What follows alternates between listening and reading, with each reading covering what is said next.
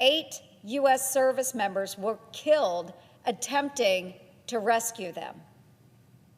In 1983, Iran-backed Hezbollah terrorists drove a truck bomb into a Marine barracks in Beirut, killing 220 Marines, 18 Navy sailors, and 3 Army soldiers.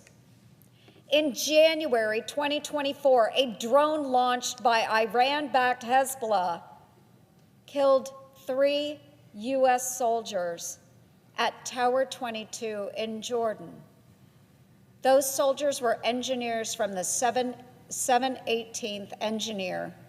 Ladies and gentlemen, a powerful speech from the Senate floor is making waves across the political world. A combat veteran turned senator delivered a passionate defense of recent U.S. actions in the Middle East, warning that the threat from Iran has existed for decades and must be confronted head-on. Drawing on personal experience from deployments in Iraq and Kuwait, the senator spoke not just as a lawmaker, but as someone who has worn the uniform and served alongside American troops in dangerous environments. Without objection.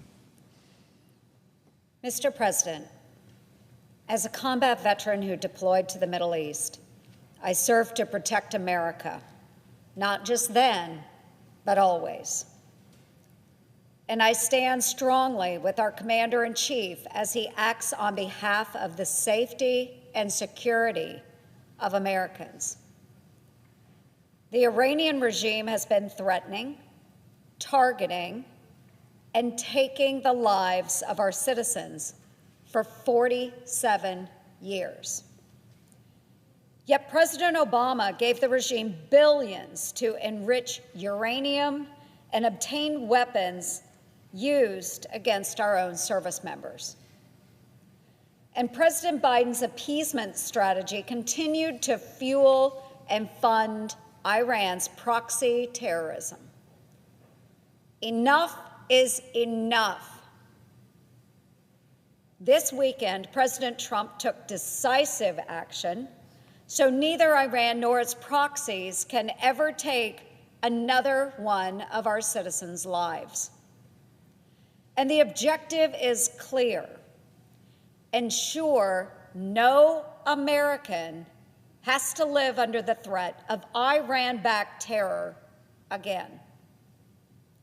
Like every American, I have no desire to see a long, drawn-out war, but this mission is worthy of being completed.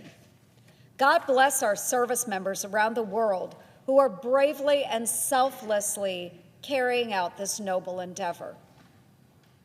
When I served in Iraq and Kuwait in support of Operation Iraqi Freedom, each day I put on my boots, I donned my Kevlar, and stood shoulder to shoulder with my fellow Iowa National Guardsmen, unsure of what the day ahead would bring.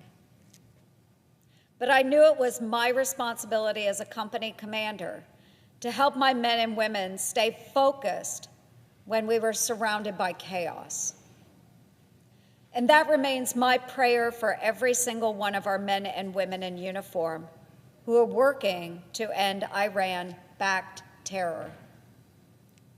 Our nation is still grappling with the news that 6 courageous heroes, including those from Des Moines' 103rd Sustainment Command and young Iowan Sergeant Declan J. Cody of West Des Moines, were killed in action.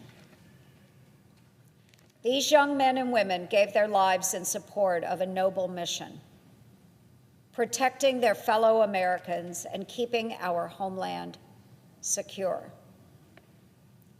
Our nation owes them an incredible debt of gratitude. It is one that can never be repaid.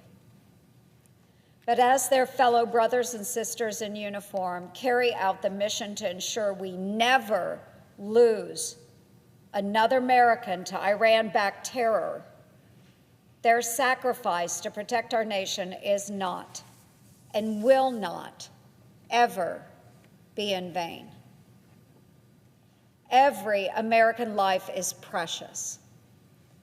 And in Iran's decades-long pursuit of creating chaos around the globe, too many of our service members have been killed.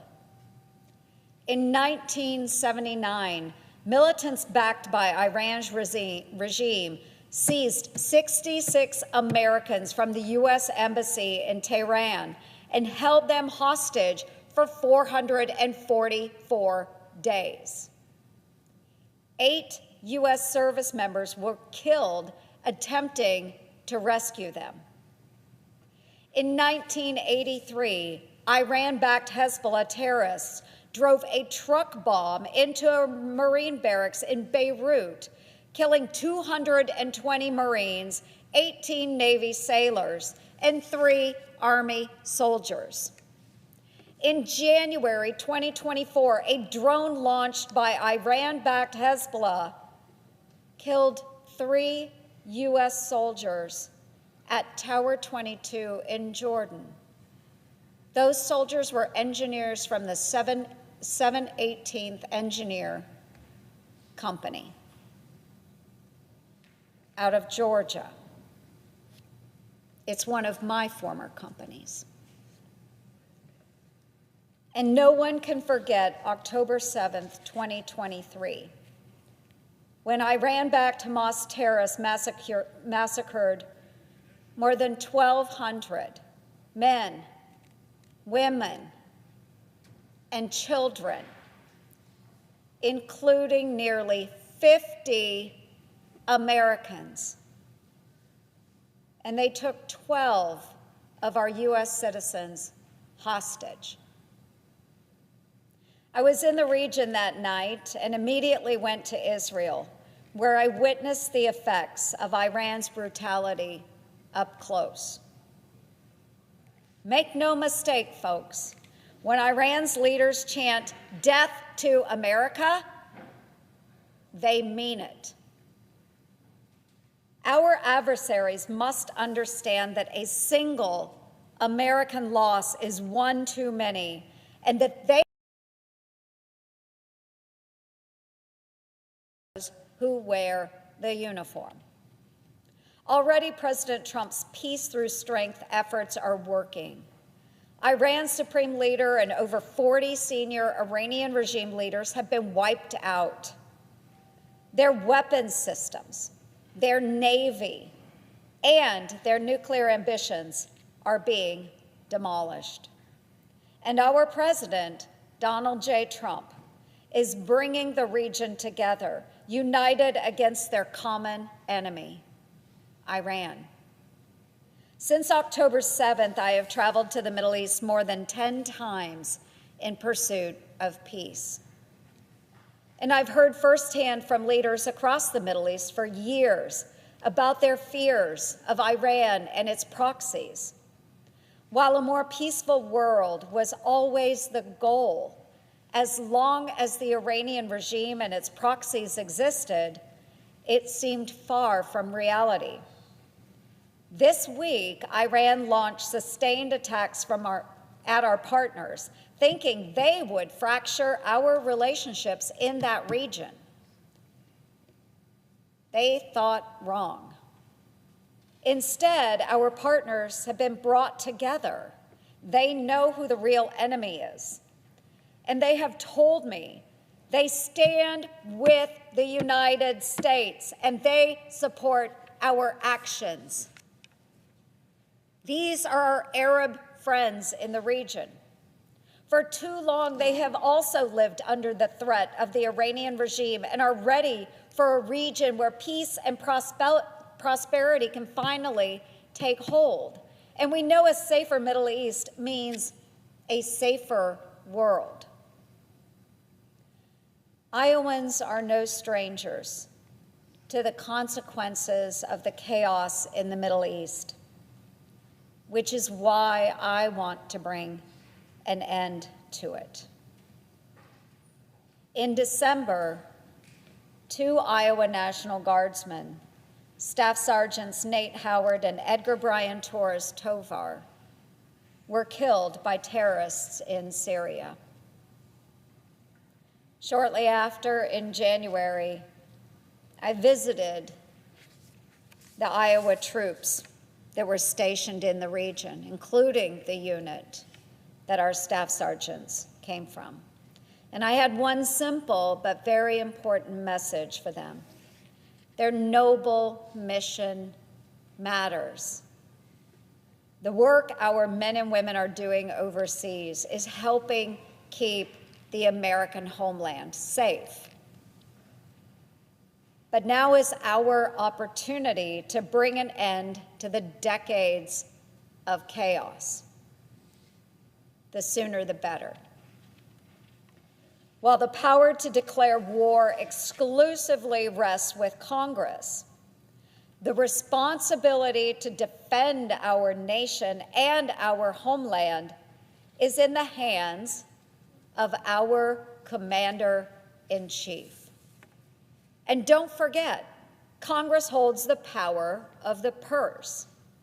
Yet at this very moment, the Department of Homeland Security is shut down by Senate Democrats who are blocking its funding. This is a dangerous time for a political stunt. We don't know if there are terrorist sleeper cells waiting to avenge the death of the Ayatollah or even lone radicals.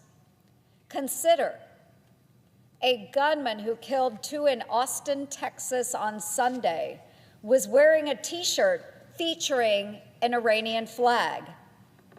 And a Virginia mosque less than an hour's drive away from this very Capitol honored the, quote, martyrdom of the Ayatollah this week.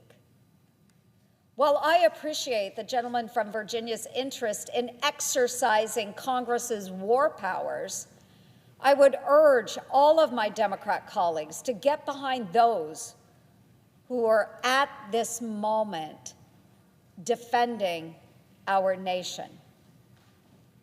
We've already lost too many lives at the hands of Iran. But as long as the Iranian regime chants death to America, the lives of our citizens will continue to be threatened. Mr. President, I yield the floor. The message was clear. The safety of American citizens must always come first, but the speech went further, connecting decades of history, major terrorist attacks, and current geopolitical tensions to argue that decisive leadership is necessary now more than ever. Let's break down the key moments from this intense Senate address. The Senate floor address delivered a powerful mixture of personal testimony, historical context, and urgent warnings about the future. By combining his experience as a combat veteran with his role as a lawmaker, the senator presented a strong case for decisive action and national unity. Whether one agrees or disagrees with the policy arguments, the speech has sparked widespread debate about America's role in the Middle East, the risks of escalating tensions, and the responsibility of leaders during times of crisis. One thing is certain: the conversation about security, strategy, and the future of U.S. involvement overseas is far from over. If you enjoyed this breakdown, kindly like, comment, and hit the subscribe button for more political insights as Capitol Clash brings you the best.